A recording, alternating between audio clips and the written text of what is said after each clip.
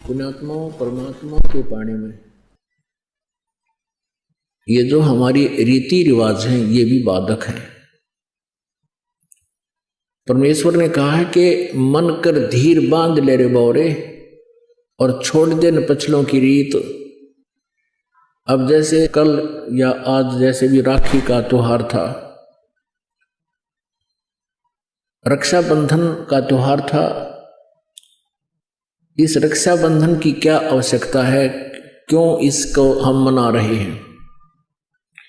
ये काल के चलाए हुए अपने इस टाइम पास करने की खातिर, टाइम वेस्ट करने के लिए और हमें पीड़ित रखने के लिए एक ये रीति बना रखी है।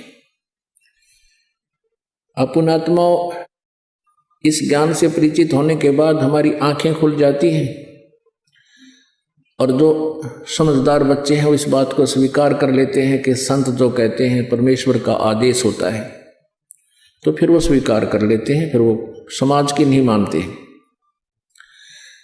एक बहन ने बताया कि जी उपदेश लेने से पहले मैं राखी बांधने के लिए अपने भाई के वहां घर गई। वही रक्षाबंधन का दिन भाई की इंतजार कर रही थी। दुर्घटना के अंदर भाई की मृत्यु होगी, उसका शव आया, टक्कर मार मार कर रो रही थी। अब रक्षाबंधन की का उद्देश्य क्या है कि भाई राखी इसलिए बांधते हैं कि वो हमारी रक्षा करेगा। और भाई की रक्षा कौन करेगा? हमारा रक्षक। कहते हैं जो रक्षक है उसको हम भूल चुके हैं। हम सब का रक्षक कबीर साहब है। कबीर परमेश्वर पूर्ण ब्रह्म परम अक्षर ब्रह्म। हम सब ने भाई और बहनों ने मिलकर परमेश्वर कबीर जी का रक्षाबंधन बांधना चाहिए, राखी, ताकि भाई और बहन दोनों का रक्षक हो जाए। कबीर साहब को रक्षाबंधन कैसे बंधेगा? हम उसकी शरण में आ जाएंगे और जो जाकी शरणा बसे ताको ताकी लाज, जल सो ही मछली चढ़ जा बह जाते गजराज। हमने अपने परमात्मा को राखी बांधनी चाहिए।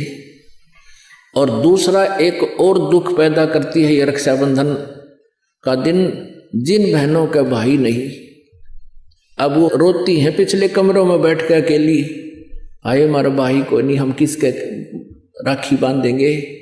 कोई चाचा के, कोई ताऊ के, कोई मामा के भाइयों की मुंह की तरफ ताकेंगे हैं। और फिर वो न सोचेंगे या पैसे लेने की मारी यहाँ आ जाती है, चाहे ना कहें पर अंदर में जरूर अवश्य होगा, ऐसा होगा। और हमने ऐसा ना करना है। हमने अपने ऊपर कर्जा नहीं चढ़ाना किसी का। तो इसलिए हमने रक्षाबंधन का त्योहार कैसे मनाना है? परमात्मा का नाम ले लेना है। और फिर ये 10वां दिन यहाँ त्योहार होता है, सत्संग होता है, इसमें आकर के हमने इस परमात्मा के ज्ञान को सुनना है।